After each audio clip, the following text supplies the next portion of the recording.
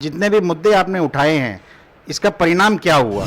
अजीज भाई जो है सिर्फ मीडिया में आने के लिए ऐसे ऐसे मुद्दों को उठाकर लोगों के साथ सामने आ रहा है। वैसे बहुत सारे और भी मुद्दे हैं, इस पर अजीज भाई बात क्यों नहीं कर रहे हैं? होमगार्ड के जितने भी लोग थे वे आपसे अलग होकर एक अलग धरना प्रदर्शन किया, तो अब्दुल अजीज वहाँ पर क्यों नदारद थे?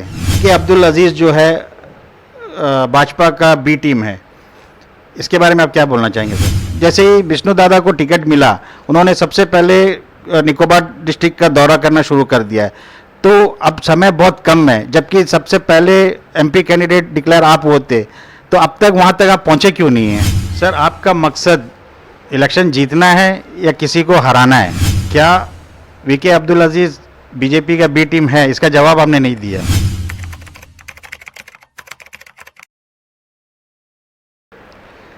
नमस्कार, आदाब, मैं हूं अब्दुल रहमान और आप देख रहे हैं अंडमान आज तक। सीधी बात के अगले संस्करण में हम आ पहुंचे हैं वीके अब्दुल अजीज़ जो एएनजेपी के एमपी कैंडिडेट हैं उनके पास, और उनसे जानना चाहेंगे कि वे जो एमपी कैंडिडेट के लिए एएनजेपी ने उनको अपना कैंडिडेट बनाया है, तो अंडमान निकोबार द्वीप समूह के लिए उनका विज़न क्या है। जानते हैं सीधे वीके अब्दुल अजीज़ से। जय हिंद सर।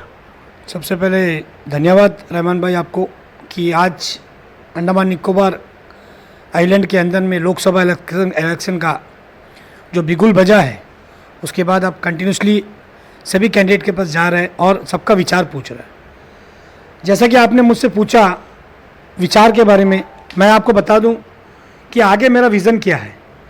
सबसे पहला विज़न मेरा ये होगा, अंडमान निकोबार आइलैंड के अंदर में जो बाहर से लोग आ करके यहाँ पर भर्ती हो रहा है, उसको रोकने का काम अगर लोकसभा में मैं जाता है, सबसे पहला मुद्दा मेरा वो होगा 100% रिजर्वेशन।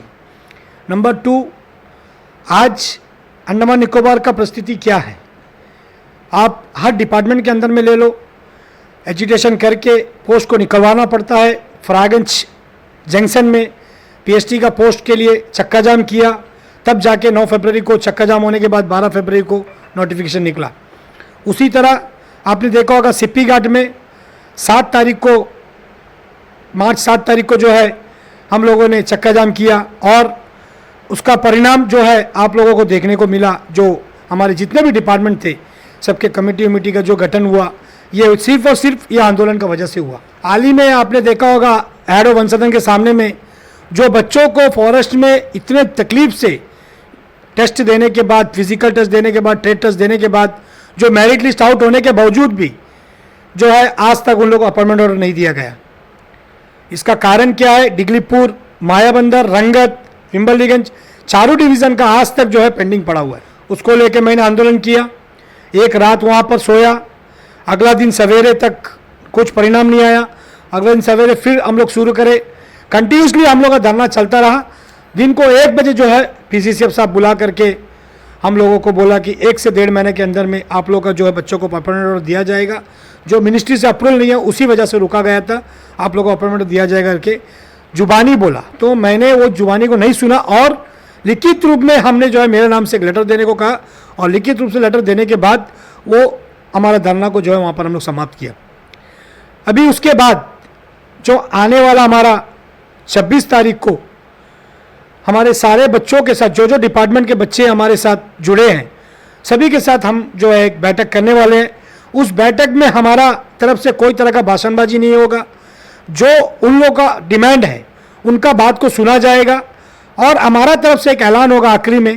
वो ऐलान जो है इलेक्शन के बाद का डेट होगा, और वो डेट में हम लोग पीछे हटने वाला नहीं है, ताकि अंडमान निकोबार का परिस्थिति आज ऐसा हो गया, हर चीज़ के लिए हम लोग को आंदोलन करना पड़ता है, हर चीज़ के लिए हम लोग को एजुटेशन करना पड़ा है, हर चीज़ के लिए हम लोग चक्का जाम करना पड़ता है। हमें समझ में नहीं आ रहा है बाकी लीडर्स लोग क्या कर रहा है। बड़े बड़े नेशनल पार्टी का नाम लेकर के यहाँ पर घूम रहे हैं, बीजेपी कांग्रेस, खास करके मैं कहूँगा दोनों पार्टी को। सेंट्रल में बीजेपी का सरकार है, अंडमान में कांग्रेस का सरकार है, इसके बावजूद भी हमारे यहाँ के युवा आज जो है भटक रहे हैं यहाँ वहाँ।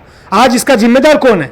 इसका जिम्मेदार सिर्फ और सिर्फ, मैं एक पार्टी को गलत नहीं कहूँगा, दोनों पार्टी बहुत अच्छा पार्टी है मैं कह रहा हूँ, लेकिन उसमें जो काम करने वाले जो अभी कैंडिडेट बने, 15 साल ऑलरेडी जो एमपी थे, एमपी रहने के बावजूद भी उन्होंने क्या किया? आज आपने देखा होगा सोशल मीडिया के माध्यम से कि वो बोल रहा है आइलैंडर्स नॉन आइलैंडर्स से हमको कुछ लेना देना नहीं है, बाहर से आते हैं, काम करते हैं, जाते हैं। और मैं 15 साल बंगाल से आकर के मैंने एमपी बन गया बीजेपी से। ये सोचने वाली बात है। आज आपका मीडिया के माध्यम से मैं आपको बता दूं कि अंडमान निकोबार आइलैंड क्या सोचने का बात आइलैंडर्स के लिए अगर सोचता है तो मैं सोचता हूं, और इसके लिए मैं आगे भी करा रहूंगा, चाहे कुछ भी हो जाए। आइलैंडर्स को एक हक दिला करके ही मैं अपना चैन का सांस लेंगे। सर, जहाँ तक युवाओं का मामला है और बेरोजगारी का मामला है, वीके अब्दुल अजीज़ जो है हमेशा सामने रहा है। ये हमेशा जो ज्वलंत मुद्दे हैं उनको लेकर वीके अब्दुल अजीज़ जो है हमेशा सड़कों पर रहते हैं, और कहाँ तक वो परिणाम मिलता है इसके बारे में हमें बताइए। जितने भी मुद्दे आपने उठाए हैं इसका परिणाम क्या हुआ? जैसा कि आपने देखा, मैंने अभी बताया था पीएचटी का जो पोस्ट था निकलने वाला नहीं था, इलेक्शन आ गया, वो बोल करके उठा के रखा हुआ था। मैंने लेटर छोड़ा और बाकायदा टाइम दिया 3 तारीख का। 3 फरवरी में नहीं हुआ। हमसे जो है एडमिनिस्ट्रेशन के बड़े अधिकारी ने हमसे फ़ोन करके बोला कि 5 से 6 तारीख को निकल जाएगा। 5-6 तारीख को भी नहीं निकला। तब जाकर के 9 फरवरी को मैंने फरागंज जंक्शन में चक्का जाम किया और 12 तारीख का समय दिया लिखित रूप में, और 12 तारीख को नोटिफिकेशन हुआ। उसी तरह आपको मैं बता दूं, फॉरेस्ट का जो वन सदन के सामने में जो हुआ वो अलग एक मुद्दा था, उसको भी जो है परिणाम हम सामने लेके आके दिखाया। हम ये बोलने मांगते हैं कि आज जो सीपी घाट में जो हुआ, उस जो बच्चों का कमेटी का गठन हुआ, ये सिर्फ और सिर्फ वो चक्का जाम का वजह से हुआ है। ये ऐसी जगह एडमिशन को बोलने से एडमिशन बात सुनने वाला नहीं है। अगर कुछ एजुटेशन में जाता है तो उसी के बाद में कुछ परिणाम सामने आते हैं, लेकिन एजुटेशन करने के लिए भी अपने पास दम चाहिए। खाली नेता बोल के घूमने से नहीं होता है। आज एडमिशन के सामने में छाती ठोक के अगर खड़ा होकर के कोई भी काम अगर करवाना है, अगर हमें जीत रहा कि हमें आइलैंडर को बचाना है, तो हम लोग जीत के साथ अगर काम में उतरेगा तो काम होता है। ये आपने देखा होगा, अभी आपका सोशल मीडिया के माध्यम से आपने सब कुछ कवरेज भी किया और सब आप देखता भी है कि आने वाला समय जो हमारा सिर के ऊपर लोकसभा का चुनाव है, आज अंडमान निकोबार जनता पार्टी जो अपना उम्मीदवार हमें जो दिया, विश्वास किया मेरे ऊपर, और मैं आपको विश्वास दिलाता हूं आने वाला समय में परिवर्तन जरूर होगा। अंडमान निकोबार जनता का जो सोच है आज का दिन में, तो वो सोच जो है बरकरार हमारे ऊपर है, और हम जो है उसका जो मैनिफेस्टो में जो लिखा है वो मैं चैलेंज के साथ कहता हूं कि वो सारा काम मैं करवा के दिखाऊंगा। सर, जहाँ तक पॉलिसीज़ के बातें हैं, अंडमान निकोबार में बहुत सारे परेशानियाँ हैं। पानी का हो गया, इलेक्ट्रिसिटी का हो गया, रोजगार का हो गया। ये सब मुद्दों से हटकर आप जो केवल जो ज्वलंत मुद्दे हैं, ये पब्लिक का कहना है कि अजीज़ भाई जो है सिर्फ मीडिया में आने के लिए ऐसे ऐसे मुद्दों को उठाकर लोगों के साथ सामने आ रहा है। वैसे बहुत सारे और भी मुद्दे हैं, इस पर अजीज़ भाई बात क्यों नहीं कर रहे हैं? आज तक अजीज़ भाई के पास जो भी तरह का समस्या आया, जो भी तरह का परेशानियां मेरे पास आया, चाहे वो कोई भी डिपार्टमेंट से होने दो, चाहे कोई भी प्रॉब्लम्स होने दो, किसी का घर का डिमार्केशन नहीं होता है, मैं सबके काम को लेकर के आज भी एक डीसी सर के पास एक लेडीज़ को भेजा और मैंने फ़ोन कर बताया कि ऐसा प्रॉब्लम है उनका। आज भी एक भेजा, आज अभी आपसे बात करने, आपका कॉन्फ्रेंस में बैठने से पहले एक आधा घंटा पहले हम भेजा। तो मेरा बोलने का तो जब तक हमें नहीं पता चलेगा कि क्या तकलीफ है लोगों को और जनता को क्या तकलीफ हो रहा है, ये जब तक पता नहीं चलेगा अजीज़ उसमें जाके क्यों हाथ डालेगा। और हम चाहता है कि पब्लिक घर से उठ के आए, ताकि नेता का पीछे, नेता अकेला जाकर बोलने से कुछ नहीं होता है। जैसा आपने देखा होगा, हम सिर्फ और सिर्फ फरागंज में पीएचटी का पोस्ट को निकालने के लिए 109 बच्चा था, सिर्फ 109 बच्चा था, सिर्फ 109 बच्चों को लेकर के मैंने रोड में बैठा, 413 पोस्ट निकाला। तो मेरा बोलने का मतलब यह कि मेरे पीछे अगर आप लोग आएंगे तो मैं वो काम कर पाएगा। अगर मेरा पीछे आप लोग नहीं है, हम अकेला अगर चिल्लाता रहा तो मेरा कोई वैल्यू नहीं है। ये जो भी काम हो रहा है ये लोगों को वजह से हो रहा है, ये बच्चों की वजह से हो रहा है। और मैं आपको बता दूं कि अंडमान निकोबार आइलैंड के अंदर में ऐसा जो काम नहीं है जो नहीं हो सकता। अगर हम लोग जिद में रहा, हम लोग सोच लिए कि काम कराना है तो करवा के दिखाएंगे। याज़ीज़, हमने आपका एक धरना प्रदर्शन देखा था तिरंगा पार्क में। काफ़ी सारे लोग द्वीपों के अलग अलग कोने से आकर जुड़े हुए थे, लेकिन उसके कुछ दिन के बाद होमगार्ड के जितने भी लोग थे वे आपसे अलग होकर एक अलग धरना प्रदर्शन किया। तो अब्दुल अजीज़ वहाँ पर क्यों नदारद थे? ये सवाल आपका जो है सही बात है, लेकिन हमें जो है उन लोगों ने एक्चुअल में पॉलिटिशियन को सबको दूर रख करके अपना एक धरना करेगा सोचा था, लेकिन उस लोग जो बैठा उसके बाद में उन लोगों का क्या परिणाम आया हमने पूछा भी नहीं। उसके बाद ये 13 तारीख 14 तारीख के बाद में जो हमारा फॉरेस्ट डिपार्टमेंट के सामने में जो धरना हुआ, उसके बाद उन लोगों ने देख करके दोबारा से हमसे 16 तारीख को मेरा साथ मीटिंग किया और वो मीटिंग करने के बाद में उन लोग दोबारा हमसे जुड़ा अभी, और हम आपको इस मीडिया के माध्यम से मैं आपको बता दूं, उन लोगों का जो मुद्दा है एकदम जुनून मुद्दा है। और ये मुद्दा को मैं लेकर के ये इलेक्शन के जस्ट बाद 11 दिन बाद महीना फर्स्ट वीक में, जो मई का फर्स्ट वीक होगा, उस वीक में जो है हम लोग बहुत बड़ा एक आंदोलन करेंगे। और वो आंदोलन से पहले अगर हम लोगों का नोटिफिकेशन अगर निकल जाता है इलेक्शन के बाद, तो हम लोग जो है वो जो हम लोग सोचा है वो नहीं करेंगे। नहीं तो हम लोग ये जो है बहुत बड़ा एक अंडमान में इतिहास में ऐसा एक आंदोलन नहीं देखा होगा, जो होमगार्ड के बच्चों को लेकर के नहीं, पूरे डिपार्टमेंट के जो बच्चे सभी को लेकर के, सबका जुनून मुद्दा को लेकर के हम जो है बहुत बड़ा एक आंदोलन करने वाले हैं।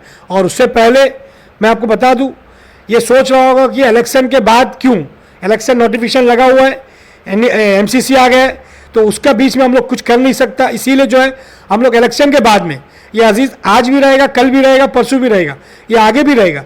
और अभी लोगों का कहना होगा कि दूसरा पार्टी का, कांग्रेस बीजेपी जो भी है, थर्ड पार्टी जो भी होगा, उन लोगों का कहने का मतलब ये होगा कि अजीज़ आज इलेक्शन की वजह से बांध रहा है। मैं आपको बता दूं मीडिया के माध्यम से, और मैं लोगों से भी मैं अपील करूंगा कि आप सोच समझ कर इस बार अपना वोट करिए, ताकि अजीज़ बोल दिया, अजीज़ को करना जरूरी नहीं है।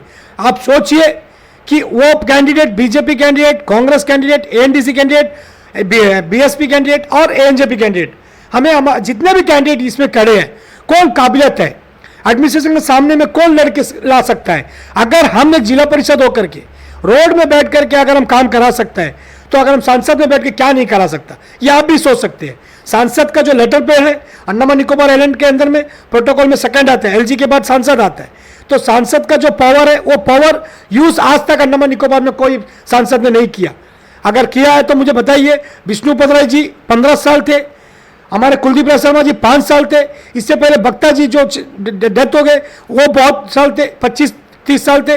लेकिन आज तक बताइए कि मेंबर ऑफ पार्लियामेंट का पावर क्या है, वो आज तक अंडमान में कोई यूज नहीं किया। अगर बाय द वे ऊपर वाला अगर भगवान चाहे तो मुझे अगर बना दिया गया, तो आज अंडमान के अंदर में क्या हो सकता है वो अजीज दिखाएगा। सर, आप पहले कांग्रेस पार्टी से बिलोंग करते थे, उसके बाद आपने निर्दलीय चुनाव लड़ा, उसमें भी आपको जीत हासिल हुई, आपके जो कैंडिडेट उनको जीत हासिल हुई। उसके बाद अभी आपने एएनजेपी में एज ए वर्किंग प्रेसिडेंट अब आए, अब आप एमपी कैंडिडेट हो। जब तक भारतीय जनता पार्टी का टिकट बंटवारा नहीं हुआ था, जब तक विष्णु दादा को टिकट नहीं मिला था, तब तक लोगों का यही कहना था कि वीके अब्दुल अजीज़ जो है भाजपा का बी टीम है। इसके बारे में आप क्या बोलना चाहेंगे सर? आज बाकी जो बोल रहा है उसका मैं कुछ बोल नहीं सकता, कुछ ये नहीं है। लेकिन आज आपने जैसा कहा, कांग्रेस का डिस्ट्रिक्ट प्रेसिडेंट था मैं, और मेरा वाइफ जो है डिस्ट्रिक्ट का, महिला का, साउथ अंडमान का डिस्ट्रिक्ट प्रेसिडेंट था। लेकिन कांग्रेस को भिंद्रवन पंचायत के अंदर में पूरा का पूरा सीट के साथ में हमने जिताया। मेरे नेतृत्व में इलेक्शन लड़ा, मैं जिला परिषद में लड़ा, प्रधान में था, समिति 9 मेंबर, पूरा गोटा टीम को मैंने जिता करके 12 जन को जिता करके कांग्रेस के हाथों में दिया। आज वहाँ पर ऐसा एक परिस्थिति आया कि प्रधान को जो है लोग पसंद नहीं करते थे, उसका वजह से मेरा भी बहुत सारा नाम थोड़ा खराब हुआ। फिर उसके बाद लोगों ने कहा कि उनको उतारना है। अब हमारा मकसद खाली नेता को देख के चलना नहीं है, हमारा मकसद ये था कि हमारे लोगों का भला होना, हमारे पंचायत का भला होना, हमारे पंचायत के अंदर में जो तरह का काम नहीं हो रहा है वो सब होना। तो मैं एक चीज़ आपको बता दूं कि उसके बाद पब्लिक का सपोर्ट में हमको उतरना पड़ा। कांग्रेस पार्टी मुझे बहुत ज़्यादा दबाव डाला और हमने जो है रिज़ाइन किया। 2022 19 दिसंबर में मैंने रिज़ाइन किया। 20 तारीख को सवेरे ऑल इंडिया रेडियो में जो है अनाउंसमेंट हुआ कि अजीज़ जिला परिषद मेंबर जो रिज़ाइन किया, और उसको एक्सपेक्ट भी कर दिया हमारे प्रेसिडेंट साहब रंगलाल दास जी ने। मैं आपको बता दूं, उसके बाद जो है वाइफ जो है कंटिन्यूसली कांग्रेस में थे और हम पार्टी से दूर हो गया। कांग्रेस का बाई इलेक्शन, हमारे पंचायत के अंदर में बाई इलेक्शन आया प्रधान का, और वो प्रधान का बाई इलेक्शन में मैंने वाइफ के लिए टिकट मांगा, वाइफ जा करके वाइफ को टिकट नहीं दिया। उसके बाद हमारे वेंकट राम बाबू जी जो हमारे एनजेपी का प्रेसिडेंट है, वो उनसे बात किया तो वो अपना टिकट उठा के दिया, और वो टिकट में हमने वृंदावन में कॉन्टेस्ट भी कराया। कॉन्टेस्ट कराने के बाद बीजेपी और कांग्रेस को पता चला कि यहाँ पे कांग्रेस और बीजेपी नहीं है, यहाँ पर सिर्फ अजीज़ सोशल वर्कर ही चलता है। तो वो साबित करके दिखाया। उसी तरह आज मैं आपको बता दूं, आपके मीडिया के माध्यम से, अंडमान निकोबार आइलैंड के अंदर में हर युवा जाग चुका है। जो मेरा कामकाज देखा है, जो मेरा पॉजिटिव रिस्पॉन्स देखा है, आज वो सब हमसे जुड़ रहा है दिन का दिन। और मैं आने वाला दिन में आपको मैं बता दूं, 27 तारीख को मैं अपना नॉमिनेशन भरूंगा और 27 तारीख के बाद हमारा कैनवसिंग स्टार्ट होगा। उसके बाद जो है आपका परिणाम क्या आता है आप खुद सामने देखिएगा। सर, अंडमान निकोबार द्वीप समूह एकमात्र संसदीय क्षेत्र है। सबसे पहला एमपी कैंडिडेट जो डिक्लेयर हुआ एएनजीपी के वीके अब्दुल अजीज़ थे, लेकिन वीके अब्दुल अजीज़, क्या वीके अब्दुल अजीज़ को केवल पोर्ट ब्लेयर और आसपास के साउथ अंडमान क्षेत्र का ही वोट चाहिए या पूरे अंडमान निकोबार आइलैंड का वोट चाहिए? आपका सवाल एकदम सही है। मैंने अभी लास्ट वीक जो है मायाबंदर तक का दौरा हुआ। बसंतीपुर, रंगत, मायाबंदर, टोगापुर, बाराटांग, लोराजिक, हर जगह में मेरा अपना कमेटी का गठन भी हुआ और अच्छा खासा रिस्पांस मिला। और आने वाला वीक जो है, मंडे का दिन जो है, फिर दोबारा से जा रहा है नॉर्थ तमिल के दौरों में। ये वेडनेसडे में जा रहा हूँ हैवलॉक, मैं थर्सडे जा रहा हूँ लॉन्ग आइलैंड, फ्राइडे मैं नील आइलैंड, उसके बाद यहाँ पर सैटरडे यहाँ पर रहेंगे। सैटरडे हमारा मीटिंग है। उसके बाद जो है हम फिर से जो है निकल जाएंगे हमारे नॉर्थ तमिल के लिए। और निकोबार कमोटा जो है 3 तारीख, 4 तारीख, 5 तारीख, 6 तारीख, 4 दिन का दौरा वहाँ पर है। कैमल बे भी है। तो मैं आपको बता दूं कि मेरा जो सोच है सिर्फ साउथ अंडमान नहीं, अंडमान निकोबार आइलैंड के अंदर में हमारा एक मिशन मैं सोच के रखा हूँ, जो मेरा मैनिफेस्टो में दिखाया जाएगा। और जो मैनिफेस्टो में लिखा जाएगा वो अजीज़ करके दिखाएगा। गया बार भाजपा का और कांग्रेस का जो मैनिफेस्टो था उसको भी मैं आपके सामने लाऊंगा और कितना काम हुआ है वो भी मैं सवाल जनता के ऊपर छोड़ूंगा। हम लोग सवाल करने वाला नहीं है, जनता सवाल करेंगे और जनता जवाब देगा। आने वाला 19 तारीख को अप्रैल में जो भी इलेक्शन हमारा हो रहा है, वो इलेक्शन हमारे लिए हमारा इलेक्शन नहीं है, हमारे बच्चों का भविष्य का इलेक्शन है, हमारे आइलैंडर्स का भविष्य का इलेक्शन है।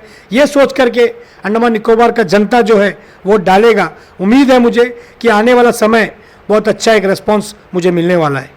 सर, आपने नॉर्थन मिडिल का दौरा लगभग शुरू कर दिया है, एक बार हो भी चुका है और आने का भी उम्मीद है।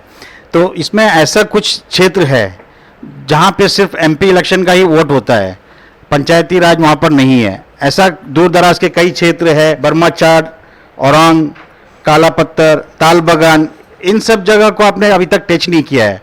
और जहाँ तक जैसे ही विष्णु दादा को टिकट मिला, उन्होंने सबसे पहले निकोबार डिस्ट्रिक्ट का दौरा करना शुरू कर दिया है। तो अब समय बहुत कम है, जबकि सबसे पहले एमपी कैंडिडेट डिक्लेयर आप होते, तो अब तक वहाँ तक आप पहुँचे क्यों नहीं हैं? हमें आपको देखता होगा दिन में दिन जो है बच्चे हमें यहाँ से छोड़ नहीं रहे, अपना एक एक समस्या लेके डिगलीपुर से, मायाबंदर से, साउथ अंडमान से, नील से, हैवलॉक से डेली मिलने आते हैं। तो मैंने सोचा था कि इलेक्शन डिक्लेयर होने के बाद उन लोगों का बीच में जाएंगे। जैसा कि आपने कहा, विष्णु दादा जो है आज से नहीं 25-30 साल से उन लोगों के बीच में जाते हैं। आज भी उसी तरह जो 25-30 साल पहले थे, वो आपको बोलने की ज़रूरत नहीं है। आज भी वही डोंगी में गया होगा, आज भी वही पैदल चल के जंगल जंगल गया होगा। जो बर्माचार बोल रहा है, ताल बगान बोल रहा है, पश्चिम सागर, ये सब जगह आज भी कोई डेवलपमेंट नहीं हुआ है। इसका कारण क्या है? इसका जिम्मेदार कौन है? ये फॉरेस्ट लैंड को रिजर्व कौन कराएगा? यहाँ से तो कोई किसी के पास पावर नहीं है, वो मिनिस्ट्री से होगा। मिनिस्ट्री में कौन जाता है यहाँ से? एकमात्र सांसद कुलदीप राय शर्मा जी या विष्णुपद राय जी, ये दोनों जाके आ गए। आज तक वो लोग ऐसी कैसी है। तो मेरा बोलने का मतलब ये है कि कुछ भी पॉलिसी लाता है अंडमान निकोबार आइलैंड के अंदर में, हमारे लोगों को पहले देखना है, हमारे लोगों को क्या फायदा होगा। आज उन लोगों को खुद को रहने का कारण नहीं है, कुछ सोलर लगा के रहते हैं। जो आप बोले, जो एरिया पश्चिम सागर जितना भी फॉरेस्ट लैंड में है, मैंने अभी बाराटांग का दौरा किया था, लोराजिक पूरा टोटली फॉरेस्ट लैंड है, नया डेरा पूरा टोटली फॉरेस्ट लैंड है। उन लोगों को सिर्फ और सिर्फ मेंबर ऑफ पार्लियामेंट को वोट डालने का पावर है, पंचायत से उन लोगों को 1 रुपये का बेनिफिट है। बल्कि ये रांची भाई जो अब बोल रहा है, आज उन लोगों ने आकर के हमारे रोड को काट के बनाया, हम लोगों को यहाँ से डिगलीपुर तक बस में जा रहा है। आज उन लोगों ने यहाँ पर बैठ के सब कुछ करवाया, लेकिन आज उन लोगों के साथ अन्याय हो रहा है। ये कांग्रेस और बीजेपी का वजह से आज इन लोगों की परिस्थिति ये है। मैं आपको चैलेंज करता हूं, जबकि आपको मैं एक बात बताना चाहूंगा, जियो का जो आज अभी जितना भी ये डाला हुआ है, जितना भी टावर लगाया हुआ है, जिगरडांग से लेकर पूरा डिगलीपुर तक फॉरेस्ट लैंड में जो लगाया हुआ है, उन लोगों को अलॉटमेंट हो सकता है। हमारे रांची भाइयों को क्यों अलॉटमेंट नहीं हो सकता? ताकि जियो कब आया? इन लोग 50 साल पुराना लोग हैं, इन लोग आज करंट नहीं है, इन लोगों के पास पानी नहीं है, इन लोग कुआं कूद खोद के पानी निकालते हैं। इन लोगों के साथ क्यों अन्याय हो रहा है? मैं आपके मीडिया के माध्यम से मैं बताना चाहूँगा, अगर मुझे भगवान चाहे तो अगर एमपी बना दिया तो मैं सबसे पहला काम मैं उन लोगों का करूँगा जिन्होंने आज ऐसा फॉरेस्ट लैंड में रह करके जो अपना दिन गुजार रहा है, उनका जो ज़मीन है उनका नाम मैं अलॉट कराने का काम करूँगा। जैसे कि मैंने बताया, बड़ा बड़ा सेठ अंबानी उन लोगों को बिना पेपर का, उन लोगों को बिना इसका जो है फॉरेस्ट लैंड के अंदर में रिजर्व करके दे दिया और उन लोग टावर लगाया हुआ है। वो आपने देख सकते हैं 3-3 किलोमीटर में एक एक टावर लगा हुआ है पूरे नॉर्थन मिडिल में। तो इन लोगों को क्यों नहीं दे सकता? तो इसका जिम्मेदार कौन है? पूरा टोटली जिम्मेदार देखा गया तो लास्ट पार्लियामेंट जो प्रेजेंट अभी है, उसके पहले जो 15 साल थे, उसके पहले जो 25-30 साल थे, सब जो है इन लोगों को गुमराह किया। आज अजीज जो है चुप बैठने वाला नहीं है। अगर हम जीत जाते हैं तो सबसे पहला काम मेरा यही होगा कि वहाँ के लोगों को मैंने जो जमीन में बैठे हैं उन लोगों का जो है रेगुलराइज कराने का काम करेगा। वो भी मिनिस्ट्री से होगा, लोकसभा से ही होगा। वो हम लोग यहाँ बैठ के बोलने से नहीं होगा, उसके लिए मिनिस्ट्री जाना पड़ता है। वो सांसद बन के जो जाता है वो वहाँ पे आवाज़ उठाना है, वो वहाँ में जाकर बैठना है, वहाँ में जाकर धरना बैठना है। और धरना और चक्का जाम से हम डरने वाला नहीं हो, तो आपको ही पता है। और अगर हम बन गया तो मैं कुछ भी करने के लिए तैयार हूँ। इस आइलैंडर्स के लिए हम जो है उतरा है और आइलैंडर्स के लिए मैं रहूँगा। सर, आपका मकसद इलेक्शन जीतना है या किसी को हराना है? हमारा मकसद सिर्फ और सिर्फ आइलैंडर को बचाना है। आइलैंडर्स जो आज जितने मेरा सवाल का जवाब ये नहीं है सर। हमारा मकसद सिर्फ और सिर्फ ये है कि आइलैंड को बचाना है। और हमारा मकसद ये है जो आइलैंडर्स आज जो परिस्थिति में जा रहे हैं उन लोगों को परिस्थिति देख करके मैंने कैंडिडेट बना। और आज मैं आपको बता दूं, उन लोगों को किसी को हराना या जिताना मेरा मकसद नहीं है। आज मेरा मकसद सिर्फ और सिर्फ हमें जनता प्यार करे और पसंद करे तो हमें लोकसभा में भेजेंगे, हमें उम्मीद है। मेरा एक क्वेश्चन और था, क्या वीके अब्दुल अजीज बीजेपी का बी टीम है? इसका जवाब आपने नहीं दिया। बिल्कुल नहीं। बीजेपी का अगर बी टीम होता तो मैं सिर्फ और सिर्फ काका एरिया में घूमता, मुसलमान एरिया में घूमता, स्टोरगंज, कन्यापुरम, विम्बलीगंज, मन्नारगढ़। आज तक अजीज वहां पर नहीं घुमा तो सिर्फ और सिर्फ नॉर्थ मिल में घुमा, हडबे में घुमा, नील में घुमा। अभी आप लोग जा रहे हैं बुधवार को, तो मुझे बंगाली एरिया जाने की जरूरत क्या है? बंगाली लोग के बीच में जाने की जरूरत नहीं है। बंगाली लोग का वोट लेना बोले से बीजेपी का वोट काटना है। तो अगर मैं बीजेपी का बी टीम होता तो उधर क्यों जाता? मुझे किसी से कोई मतलब नहीं है, आइलैंड से मतलब है। और ये आइलैंड को बचाने के लिए मैं ये इलेक्शन लड़ रहा हूँ। और मुझे उम्मीद है कि आपके मीडिया के माध्यम से जो मेरा आवाज़ सुन रहा है, जो मेरा बात सुन रहा है, इसको बराबर इसमें कमेंट्स करेंगे। अजीज जी, बीजेपी और कांग्रेस इन दोनों के बीच में आपको इलेक्शन लड़ना ये कितना आसान है आपके लिए और कितना मुश्किल? सवाल आपने अच्छा किया। जैसे कि आपने देखा होगा कि बिंद्रावन पंचायत सिंगल पंचायत था, वहाँ पर भी ऑटो रिक्शा पहला बार लेके आया। वहाँ पर सिर्फ और सिर्फ कांग्रेस और बीजेपी चलता था, कभी कांग्रेस तो कभी बीजेपी। ये दोनों नेशनल पार्टी को एक क्षेत्रीय पार्टी हरा सकता है। कोई भी चीज़ नामुमकिन नहीं हो सकता, मुमकिन भी हो सकता है। आज अंडमान निकोबार आइलैंड का जनता जाग चुका है। और जैसा कि आपने कहा, दोनों बड़ा पार्टी है, उनके पास कोई चीज़ का कमी नहीं है, कैडर की कमी नहीं है, पैसा की कमी नहीं है। लेकिन अंडमान निकोबार का जनता को आज ये पता है कि किस हिसाब से इस बार वोट करना है। और मैं आपको बता दूं, जो भी है आज मैं देख रहा हूँ, जितना भी पार्टी के बारे में जो पॉजिटिव रिस्पांस मुझे मिल रहा है, वो वोट में तब्दीली होना भी मुश्किल है। लेकिन मैं आपके मीडिया के माध्यम से ये भी बता दूं कि कई लोग हैं जो अपना एक फैसला कर चुका है कि आने वाला दिन बदलाव चाहता है। और ये बदलाव ये 2024 में होकर रहेगा, मुझे उम्मीद है। क्योंकि आज देखना है कांग्रेस का टिकट किसको जाता है। बीजेपी का टिकट तो ऑलरेडी चले गया, जो 15 साल लोगों के सामने जुमला किया, अभी दोबारा से उनको टिकट दिया गया। और क्या हालत है देख रहा है। बम्बू फ्लैट में अभी हाल ही में आया था, पार्टी के अंदर में, दोनों पार्टी के अंदर में क्या चल रहा है, उसका फ़ायदा और हमारा जो मेहनत और हमारा जो सोच, हमारा जो विज़न आगे का, ये सब देख करके लोग अच्छा खासा वोट अंडमान निकोबार जनता पार्टी के ऊपर भरोसा करेगा और हम उस पर खरा उतरेगा, ये मेरा वादा है। सर, इस पे कोई शक नहीं है कि युवाओं का चेहरा वीके अब्दुल अजीज़ है। आप अन्य वोटर्स को हमारे माध्यम से क्या संदेश देना चाहते हैं और क्या अपील करना चाहते हैं अपने पार्टी के लिए? ये जितना भी हमारे साथ युवा जुड़ा है और जितना भी यूथ हमको चाहता है कि आने वाला मेरा भविष्य, मेरे बच्चों का भविष्य का क्या होगा, वो सोच करके अपना घर का माँ बाप को, अपना बहन को, अपना जीजा को, अपना चाचा को, अपना मामा को, सभी लोगों को, एक एक बच्चा अगर सोच लिया कि मेरा सारा वोट जो है, खानदानी वोट जो है, अजीज़ भाई को देना है और अजीज़ भाई को लाना है, तो हमें नहीं लगता कि ये ज़्यादा तकलीफ़ है। हमारे पास समय है, 31 दिन आज बचा हुआ है हमारे पास। आज 31 दिन कोई कम दिन नहीं है, अंडमान निकोबार आइलैंड के लिए बहुत कम दिन है, लेकिन हमें लगता है कि सोशल मीडिया के माध्यम से, आपका चैनल के माध्यम से, यूट्यूबर्स लोगों के माध्यम से जो है हम अपना संदेश को पहुंचाएंगे और हर घर पहुंचने का कोशिश हम करेंगे। हमारा कैनवसिंग स्टार्ट हो चुका है, आज भी शाम को कोई जगह हमारा मीटिंग है।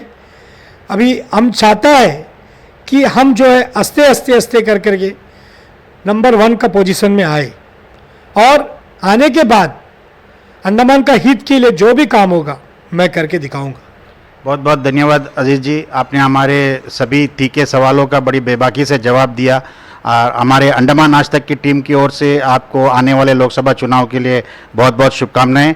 उम्मीद करता हूं कि आपको बड़ी तादाद में वोट मिलेगी और आप जीत कर आएंगे। धन्यवाद सर।